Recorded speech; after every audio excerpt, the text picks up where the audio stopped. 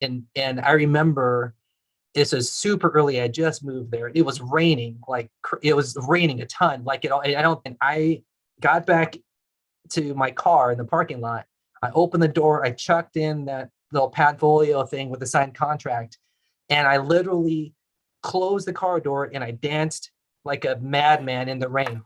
I was just dancing. Yes. Yeah, because I was just like, I don't even know how that happened, but this is the best thing ever.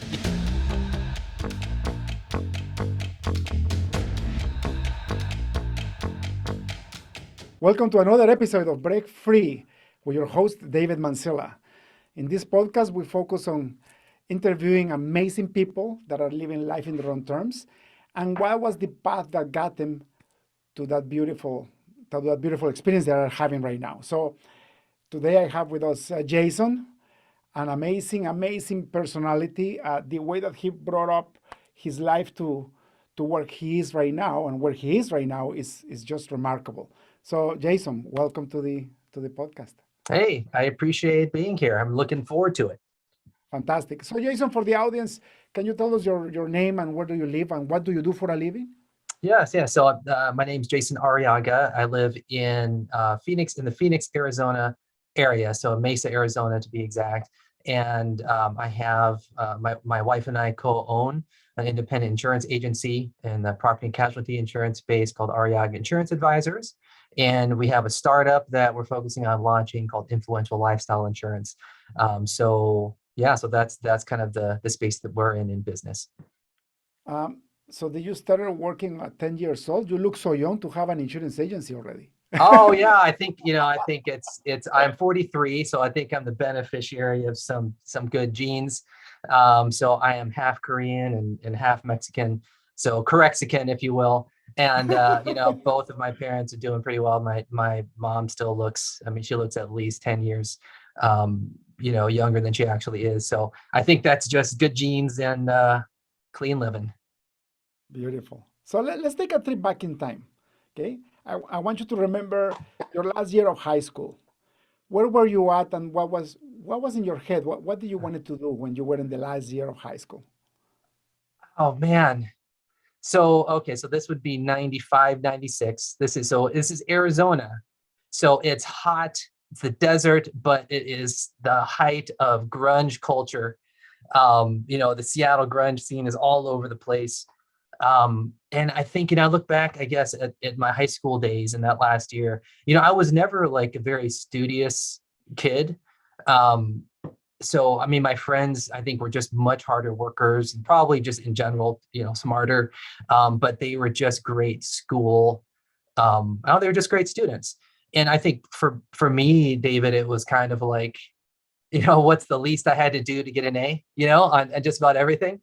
And then most of the time that worked out. And sometimes I gave myself a little too much credit. And, I did that amount of work I thought would be an A and it would actually be a B or sometimes worse.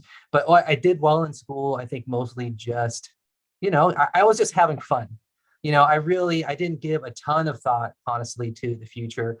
I was just really having a good time, and I did well in school, and just mostly kind of slid through on, some, just maybe some charm and some, a little bit of natural ability, but I really, didn't pay a whole lot of attention to academics. It just happened to be something I was a good test taker. I was pretty good at, and it kind of set me up to have a bright academic future. And so that was where I was headed into my senior year of high school. So you were one of those kids that I used to envy so much. I'm pretty sure that you just showed up for the test, did a couple of studies before the test, and you aced it. I would say a good percentage of the time.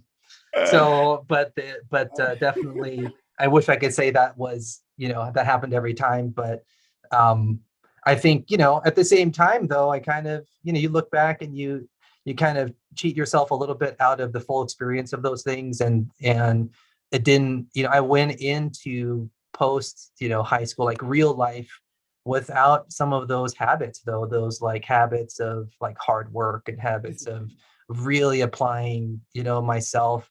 And, I think in the end, you learn those the easy way in school or the hard way in life. And I think I for whatever reason, I picked the hard way in life to try to get those habits. So don't envy me too much.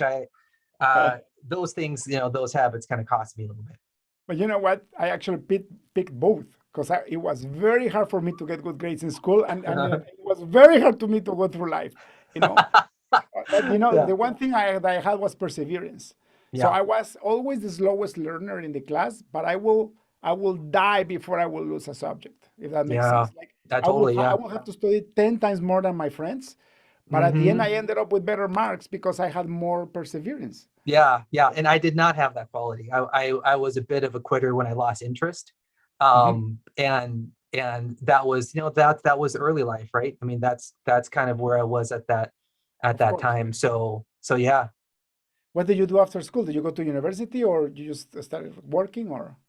Well, the plan was I had a scholarship to Northern Arizona University. Um, and that was kind of like the plan. But of course, I was a senior and I was dating a sophomore. And in high school, you date someone and you just, of course, are like, this is the person forever. You have no idea what, and sometimes it is. So I don't want to, I don't want to knock that at all. But for me, it was not, most definitely. And so I ended up kind of giving that opportunity for scholarship away, which it was the best thing because I stayed home. I went to a community college um, locally at Glendale Community College, and that ended up opening the door. So I guess how it all started for me from a business or entrepreneurial perspective, if I think about kind of the root of that, I took this business course, right? My senior year. I think it was my junior year. I took this business course, and I took it specifically because I thought it would be an easy A, and it was. I totally skated through it. Um, but the next year, my senior year, the teacher came up to me and he was kind of talking to me about having me in his class and how much he enjoyed it, which is kind of a surprise to me actually at the time. And there's a company, Discover Card, the credit card company, is based in this area, or had a call center in this area, and they take one I don't know, intern from our high school every year. And so his conversation with me was kind of his lead up to offer me, he was kind of in charge of that, to offer me that internship. So I was kind of, I don't know, flabbergasted at why he would choose me for that. But that's one of those, fortuitous events. So I took him up on that, and that got me into kind of a business atmosphere. So I was going to community college while working full time at this call center. And that really gave me a foundation. I kind of worked my way up the ladder really quickly, learned a lot about corporate America, and it kind of set up the next chapter of my life, which would still be in that company. But that was kind of where it all started. What did you take in community college? So obviously I started in a business focus, right? Because the plan was to get a business degree of some kind. And I think I was taking all of the courses, all the prereqs, and I just couldn't. There was a day I was in a macroeconomics class, and it just got to a point where I couldn't take it anymore. Like I saw my academic career ahead of me is all business. It was something to me that was at least the academic part. This is completely different from the entrepreneurial journey, but the academic part of the business program was so boring and to me, and it didn't challenge the things in me that made me feel alive. And I just had it. I don't know what it was, and it was super rude. I just broke. So I stood up in the middle of class, the guy's teaching, and I just put my backpack on my shoulders and I walked out there and I marched straight into the admissions or the advising office of the community college, and I changed my focus, my major, to music. And I did not play an instrument well. I did not know how to read music. I did not grow up with that, but I knew I loved it. And so I changed midstream to guitar. If you can see those guitars behind me now. But I changed to guitar performance, and composition. And the conversation that I had with my dad about that was fairly one way. It was at a loud volume, very scary. And just like any parents that want their kid to do well, um, changing direction so quickly into some kind of a music career was, I guess, surprising, and probably as close to the opposite of what they wanted from me, as they could think. But that's what I did.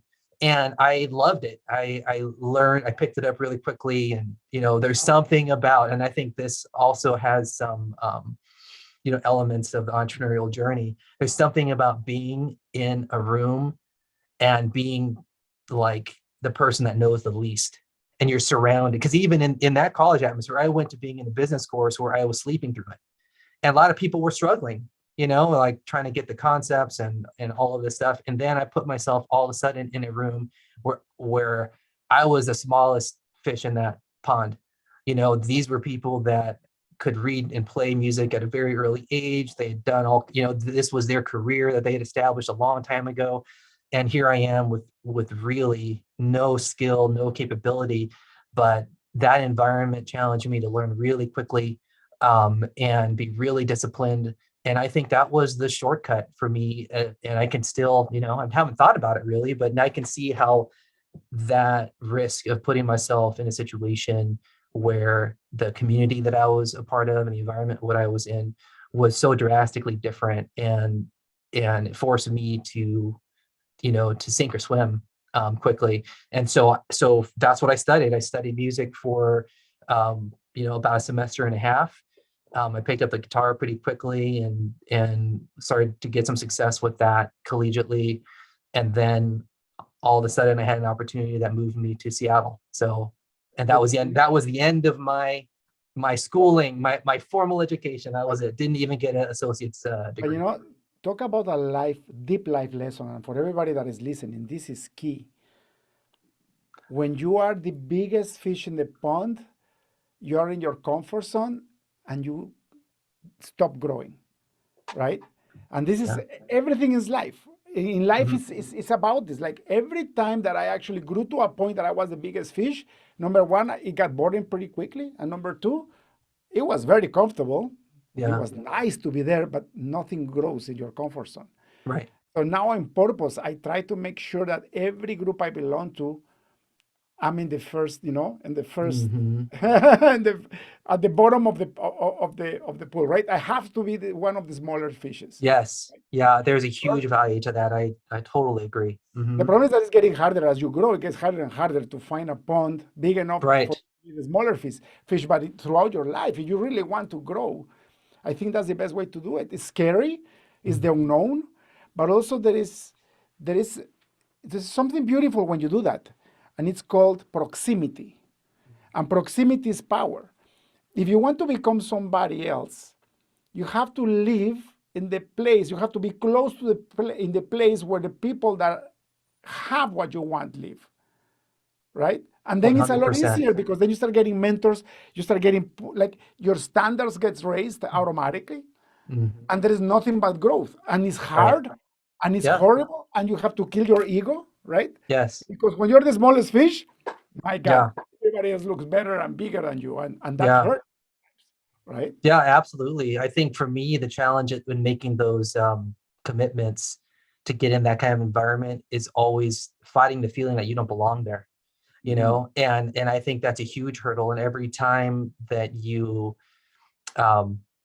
convince yourself that you do belong there, that this is something positive for you, that this is a step that you want to take, then you get all of those benefits, but not until you commit to that, not until you kind of overcome that self-limiting belief or that smaller vision of yourself that you have to bypass, to get to the bigger vision. I think that's always been my issue is what you look over there in that room, why should I be in there? And that's that's been a theme, but one that is a constant lesson of really kind of jumping before you feel you're ready, and all the rewards that come from that.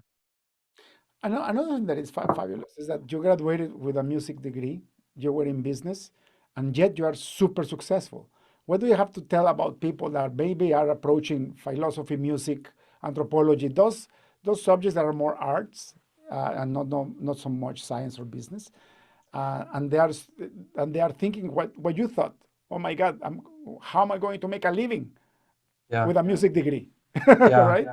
exactly. And I think there's a lot. I think, man, that could be a whole thing, like a whole podcast just there, because there's so much to it. I think, my perspective is, one, I think if you're going, if you're going into it with the question of how am I going to make a living at this, that's a terrible question, or that's a limiting question, right? Because no one actually wants to make a living, I don't think. I mean, people want a great future.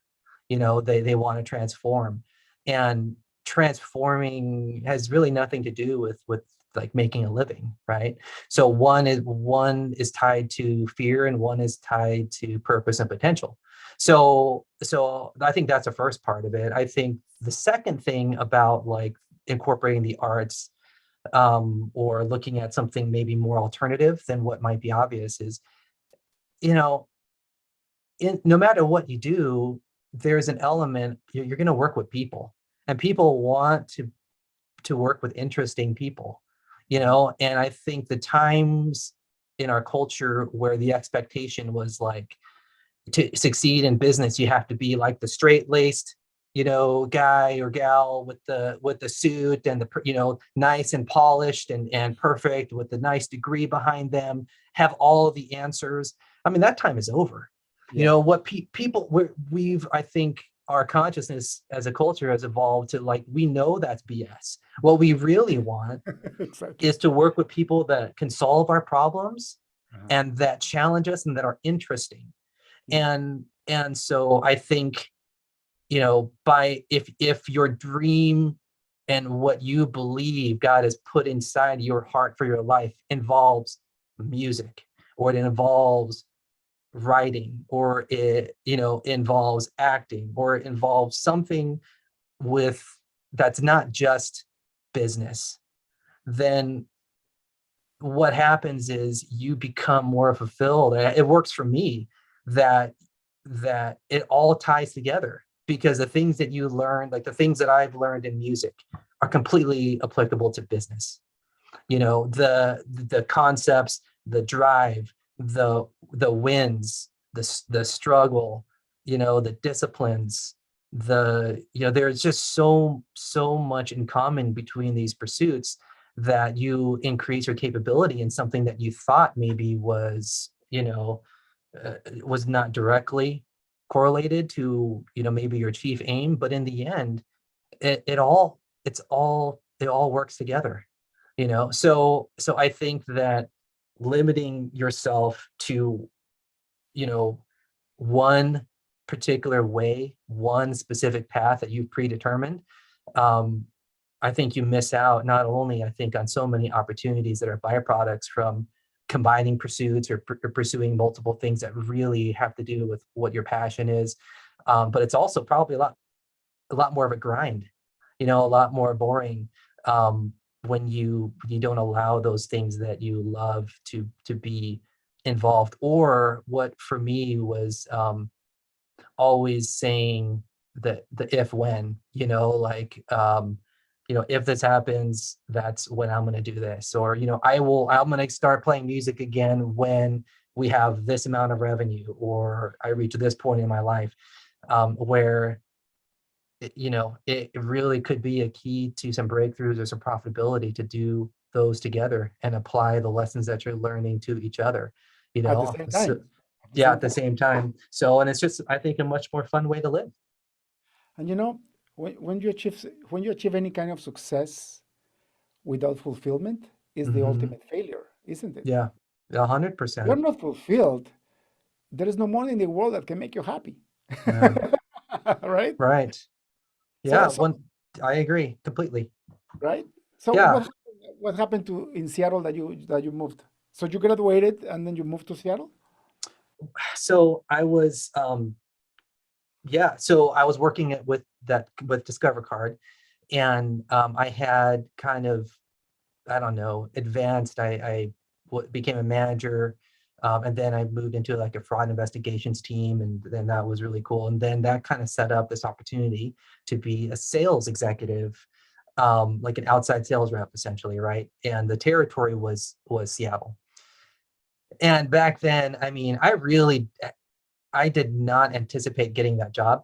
I posted for it. I mean, honestly, like, okay, Sleepless in Seattle had come out like not too long ago, right? So Tom Hanks, Meg Ryan, it's if you take a kid in the desert, it's all I've ever known. And I love Arizona, but this is my nostalgia speaking here. You know, it's hot, brutally hot, brown. You know, at that time, all the restaurants were kind of like chain restaurants. It's not very sexy when you compare it to like what you see in pop culture. Like the music scene was huge in Seattle because of grunge. The movies, you know, the excitement was there. You know, Sleepless in Seattle and all of the things like you're looking at mountains and lakes and the Puget Sound and the Space Needle. So I got really excited about the possibility, but it was really just kind of for practice. You know, I was going to practice interviewing. So I was so, I guess, surprised that I got that. I hadn't even told my parents. So I think my third interview, you know, they ended up calling me after and said, okay, well, congratulations, you got this job. We need you in Seattle next Friday. And I was still living at home, and I had, you know, going to school. I hadn't even told my parents that I had applied for this position. So it was, you know, it was a crazy switch up. So I moved to Seattle, and I never sold anything before. And I think, you know, even working maybe for, you know, corporate America, for example, or just a corporation, wherever it is, a sales position really is an entrepreneurial position. You know, like it's all, no one's holding your hand. You've got to figure out how to make those goals. It's relational. You've got to figure out how to connect with people.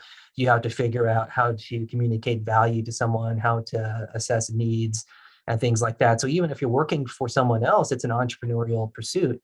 And so I moved to Seattle, and I didn't know a soul. You know, it was as from the desert to, you know, that it's a complete change.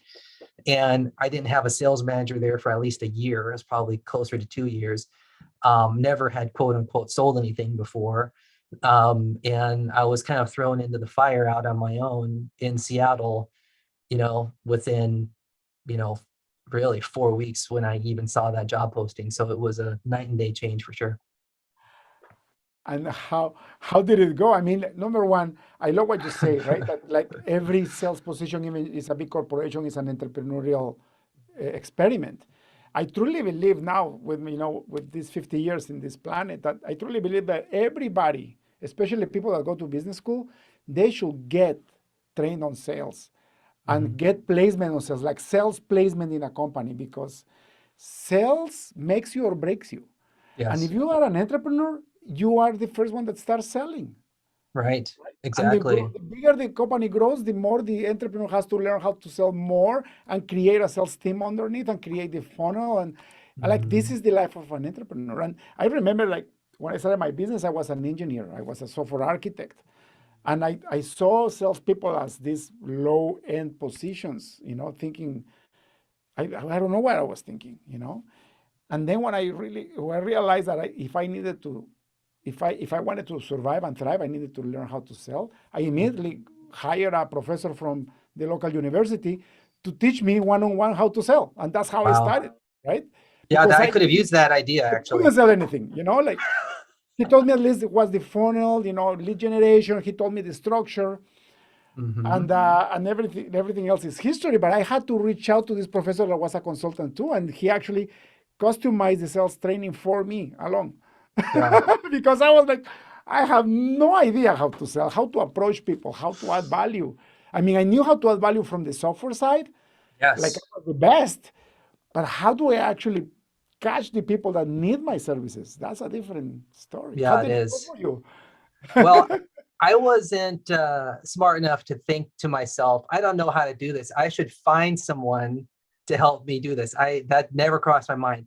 I think part of that, I was 20. I think part of that was the arrogance of youth, accented by my own personality, and overconfidence at the time. Um, because I really approached it from the same, like we talked about, kind of my attitude and personality in high school, was really kind of a confident, and a little bit of charm can go a long way, and especially in sales, that can be true. But so I was, but I think my um it was a challenge, and my one ace in the hole is no one ever told me it was hard, because I didn't know anything. I didn't know it was hard. I didn't really think it was hard until I had my first, like, there was a company conference, and I was by far the youngest, like, sales rep in the country at this company. I mean, I wasn't even supposed to drink. This was a cocktail party. It's like a corporate thing. I wasn't even legal drinking age. You know, and it was in that environment where I heard a lot of people, maybe the majority, complaining about, like, the comp plan and how hard the getting leads and cold calling and things like that. And it really didn't occur to me that it was hard until I was in that kind of environment. So there I am. I guess I'm on my own completely. I have great, I think that I could still see how great that opportunity was. It was a great time for what I was selling, which was, card processing, Visa, MasterCard, and like that capturing that point of sale for businesses and restaurants, and like all of that stuff. So it was a fantastic time to be in that field. And so I really didn't have a lot of craft, but I did have enthusiasm. And I didn't, I was naive. I didn't know it was supposed to be hard. We had a great value proposition to begin with. And, but I didn't, that's all I knew. So I would leave in the morning with my little, Padfolio thing. I remember, I don't know. I remember my first sale. I'll tell you that. It was in Bellevue, Washington, which is East Seattle, and there was like a mall, and in that mall there was because I was selling, like B2B, right? So in that mall there was like a fashion, like, I don't know, kind of like it's just a retail shop, and so I went in there, and I think there was an element of fake it till you make it, for sure. And for like that time, like everything that came out of my mouth was like perfect. If you've ever just been in the zone, Yeah. and it was perfect in that, like, I asked a question, they gave me an answer, I had a solution, I clearly demonstrated value, I asked for the sale, they signed the contract, and it was like textbook. And I remember this was super early. I just moved there. It was raining, like it was raining a ton. Like I don't. That was like one of the worst, seasons in the history of Seattle during that time. And it was raining, and I got back to my car in the parking lot. I opened the door. I chucked in that little Padfolio thing with the signed contract, and I literally closed the car door and I danced like a madman in the rain. It's just dancing. Yes. Yeah, because I was just like, I don't even know how that happened, but this is the best thing ever. I know I can do this. Up until then I wasn't 100% sure, but I knew at that point, that it was something that I could do. And you just feel like you were useful to someone, you solve their problem. And there's a magic about, like, that morning I didn't know this person, and then now before a lunch I solved a problem, for them, and I connected personally with them, like they bought me too, so that was just kind of that victory feeling. I don't know, do you remember your first, like, sale at all in that, coming from my background where we really didn't know anything about sales? So yeah, when I was a kid, um, so I got married very young at 17, so I had to get a job quickly, and nobody would hire me as a programmer back then because I wasn't even like I graduated for computer science when I was 19, so it was like you, like very early Hmm. risers. So I got a sales job selling shampoos. That's the only way I could actually feed my family. And just like you, door to door. Mm-hmm. And I remember, like back then you had to wear a tie and a suit and everything, and it was Mm-hmm. so hot, and I had the samples in this briefcase. And I went in, and the first 10 doors say, no, we don't, no, thank you, we don't need it. So I will go into a retail shop and offer these shampoos from the factory. And all of a sudden, about the fourth day, somebody said, you know what, I'll give it a try. And they bought 2 boxes. And I was like, I couldn't believe it. It was like, because the commission too, right? Like I had my base salary was so little that it didn't Oh even cover yeah. gas, right? It didn't cover my Mm-hmm. gas. So I went back and I said, okay, I'm going to review what I did and how I approached it because I was Mm-hmm. pivoting, I was changing. And all of a sudden, brother, I had the entire commercial shop, like I was selling to about 100 establishments, and they were increasing the sales so much that they were actually exporting to other countries. So they will buy wholesale from me and they will sell it to other countries because Wow. I was in Central America. Mm. And in 6 months, I became the highest earner in the sales team. And I Mm-hmm. was a 17-year-old kid. Wow. Unfortunately, Yep. I think it was, thank God, because a big problem happened. The boss of the company decided to cut my commission in half Mm-hmm. because this kid is making too much money. So he cut my commission in half just like that. And they changed the formula. The shampoo was pretty good actually, and they changed the formula to make it more to make more money. So they diluted it. Mm-hmm. And all of a sudden, from like 6 months of amazingness, I couldn't move the product. Like after other 6 months, I was selling a quarter of what I was selling before, Mm-hmm. and that made me keep going to university because I was going to university afternoons and nights. And I said, if I don't graduate from computer science, I'm going to do this for the rest of my life. And Mm-hmm. turns out that I'm still selling, but now I Exactly. know how to do it. You know. Right. Mm-hmm. So that was my experience. That's awesome. Yeah. Moving forward, what prompted you to open your own business? Like, what was that point in your life where you said, okay, I had enough of the corporate world, I want to be on my own? Yeah. I mean, I think probably failure in the corporate world. So I think, I was kind of riding high. I did well um, for a while. I mean, as a kid and the youngest sales rep, I was among the top in the country in a very short amount of time. And but I I wasn't ready, I don't think, to have lasting success. I don't think I was, really mature enough. And I think the same principles, whether you're an entrepreneur, whether you are an entrepreneur, someone that is the working within a company, but engaged with your own purpose and talents and all of that. I think the principles are really the same. Where I could look back at that time, and although I was good at what I was doing, my needs were first. I was really putting, my success and creating value for myself first. And I don't think I really knew any better. I didn't have a background, or I don't think I had mentors in that aspect to kind of, shepherd me a little bit. And if I did, I probably wouldn't have listened to them, at the time. So my career with that company kind of, came to a halt. I was picked up by American Express, which of course is a fantastic brand, great company, love working with them. But in the end, I think two things happened. One is that I think the truth is I'm just an entrepreneur. Like there's a DNA, Yeah, thing that it's something, that right? that That tells you activates more. when I feel like I'm in control, co-creating my future with my creator, right?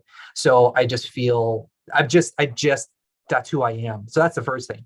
And I think the second thing is that I just kind of sabotaged my own success because I wasn't ready for it. I really I don't know. I think because I put my interests first, because I didn't have any wisdom about money, not even just what to do with it, but what the purposes of it are, like what the kind of, money has laws, and I didn't have any, like, I was just really naive about all of these things.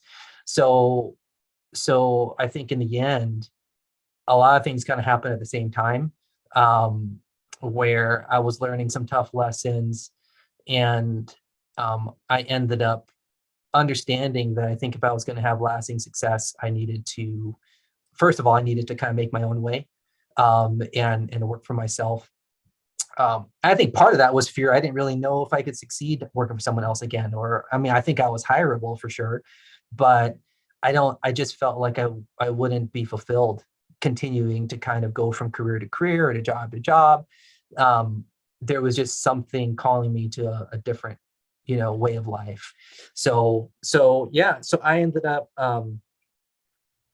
it was kind of, I wouldn't say coincidental, but I was rooming. We were sharing a house with these two guys, and they're great. I mean, they're great. They're great guys. They're Christian dudes, and one of them I was in a band with, and playing gigs in Seattle and stuff. And but they had this company, called Gravity Payments, and it was, independent. I mean, if you look at Gravity Payments, you'll have no problem, finding who they are. I'm really, really kind of proud of my friend Dan Price and Lucas, his brother, who started that company. But they've really made some waves in the business culture here in the States. But back then it was total shoestring. And I saw kind of what they were doing. I wanted to be part of it. And that kind of started me into wanting to do something for myself. And then so the first kind of situation that I was in is I was working as my own company, independently selling payment solutions. And I hadn't really learned really how to make things work, fundamentally. And so that didn't go well. That failed within probably a year. And really, I think that was kind of my first real failure, I think, in business. And so much so that, I mean, my parents had to bail me out. I got myself into a little hole financially. To bail me out, and I had to kind of come back to Arizona from Seattle, kind of like my tail between my legs. And it's a tough lesson. And then, I think I ended up heading back to Seattle, and that ended up into the insurance industry, which I just found a passion there of protecting people. But I had to start from How did scratch that too. happen though? How did that happen? Like, how did you get into insurance? I always saw, I had networked with people in the insurance industry, and they always, like, the ones that I was with always seemed like they knew something that I didn't know. Like they had a little secret. They were happy. I think from business standpoint, I mean, here it's a business of recurring revenue. So that's helpful than, selling something that's a one-off transaction every time and doing that. So I think there's some benefits there. But I think on top of that, there's part of my nature that at nature, I'm a protector. I didn't always know that until kind of later on, but that's the reason why the industry just felt like home professionally for me, because it gave me the opportunity to protect people. And then so that's how that started.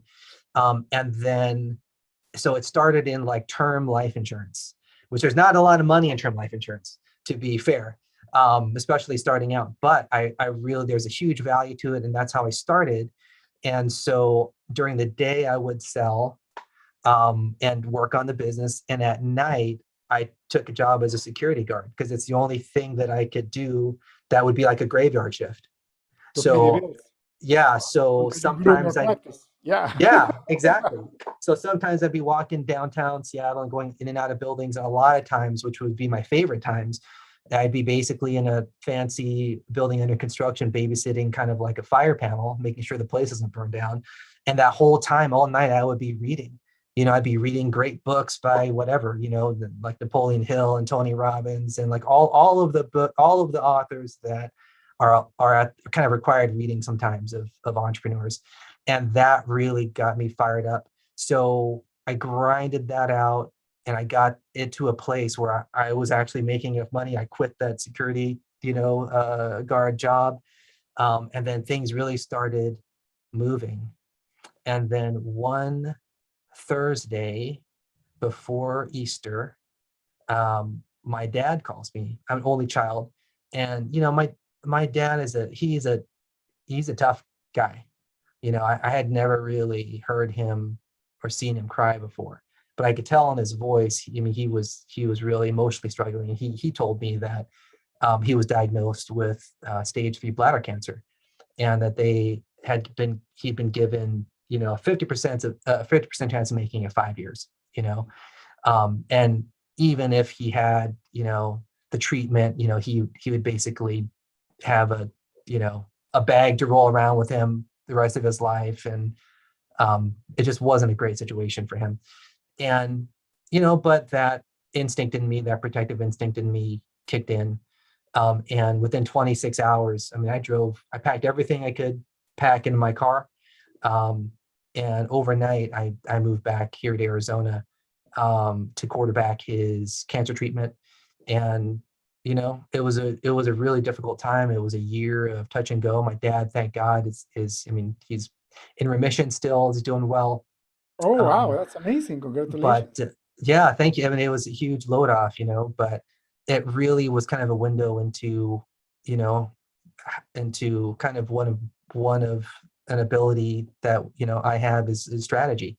And I didn't really know at that time, but immediately, I moved back here and then started working on a strategy. I didn't care what it took. I didn't care how long I'd have to work at it, but I was going to do whatever I could to find the right team, the doctors and surgeons that I could, and let God do the rest, according to his will.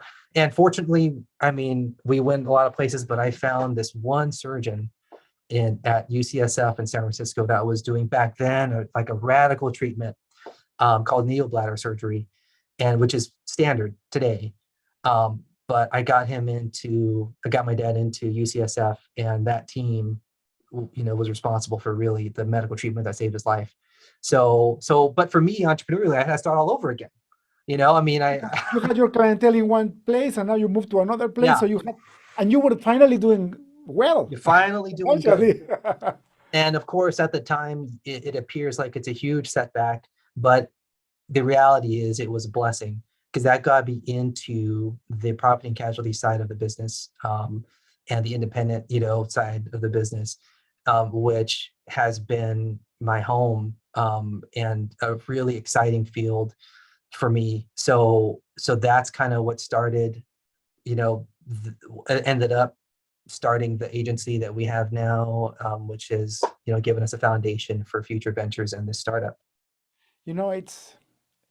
It's incredible, but the pattern is there. The bigger the failure and the problem, the Yeah. higher you rise if you're willing to see the seed inside the failure. Every failure contains a seed of success. And actually, for me, I think failure is inevitable and is Yeah. necessary. It's almost like the phoenix that rises out of the ashes of a fire, right? And going through the failure is horrible. Yeah. But at the end of the day, if I look at my life back, what I'm just seeing from you is the same pattern every single successful entrepreneur that I ever talked to. Bunch of failures, and sometimes not even done by yourself, done by Right. life. Mhm. Like you're that situation, like you didn't ask for that. You had nothing to do with that. But yet that was a step that your creator allow you to have to find the right path, the right products for the successful business that you have now. Isn't it? That's right. Isn't that Yeah, amazing? it's crazy. It's crazy good, So I think we really have an unhealthy fear of failure, as a society. And, I think great entrepreneurs, and like the ones that I aspire to becoming, I mean, they really, they have a real comfort with it, because they've had so many experiences where they innately know that there is a success on the other side of it that they could not have anticipated. And so, yeah, it's definitely a mindset. And it's that, that never quit mentality. I, I Yeah. heard, I heard one saying, and they say a company will never go bankrupt unless the founder and CEO decides to quit, Mm, regardless of how bad it is. And it's true, it's when you decide to quit, when you say, I cannot take this anymore, okay, you fail, but then you start again, right? mhm. So as long as you don't quit on your life, there's nothing but success. What happens with people is they try a little bit, they are scared, something bad happens, and they quit and they go back. Yeah. to what they were doing before, right? Mhm. And they never try again because they got scared, right? Right. It's almost like imagine trying to learn how to swim and you go into the deep end and you start drowning and then somebody picks you up. Then you try again. But if you never try again, you will never learn how to swim. Right. Same thing. Right. And it, by the way, it takes years and years and years to become a successful entrepreneur. Yeah, of course. Right? Absolutely. Brother, thank you so much for your time. Yeah. One last question before we leave. I congratulate you on your success. You are a true entrepreneur and you're making this world a better place with your products and services. So thank you for that. And one last question. If you had access to a billboard in the busiest highway on earth, what will you write in it? Watch the road. That's David, amazing. David, I'm always going to be a risk manager, right? I'm Watch the entrepreneur. road. You know what though? So watch the road. Here's something interesting about that is because, that is funny, right? Because I'm a risk manager and it's real, like I see a lot of the results of this kind of distracted driving or whatever. But I think really, even though that's kind of a throwaway joke, I think if I had access to a billboard, I probably would still say that, even because I think one of the biggest dangers that we all face today is distraction in life and watching everybody else's road. It's so easy through social media and just through our natural tendency to compare ourselves with others, to look at somebody else and look at the journey they're on and say, that's amazing. And then you look back at yourself and say, oh, I could never do that. Or you get so caught up in spending your focus and your time on what other people think you should do, or on the road other people, even important people in your life, think you should take, but instead of watching your own road and really trusting yourself, trusting that your creator made you, unique, and carefully crafted a masterpiece when he made you, and just have the confidence to watch your own road. So I stand by it. Beautiful, dude. Amazing. Crazy, amazing meaning. It was funny at the beginning and now it's so profound. Thank you for that. Oh man. Hey, thanks for having me on. I love it. Let's do it again sometime. If people would like to find you online and inquire about your insurance services, where can they go? Yeah, they can go to influentiallifestyle.com, or they can email me at Arriaga at influentiallifestyle.com. They can hit me up on LinkedIn, whatever they want. I'm not too hard to find, and I'm happy to have a conversation with anyone that reaches out. Brother, thank you so much for your time. Have an amazing week, and keep blessed, because you are blessed. I am indeed. Yeah, thanks a lot. I appreciate it. Cheers, see you later. That's all for today's episode of the Break Free Podcast. Head on over to iTunes and subscribe to the show.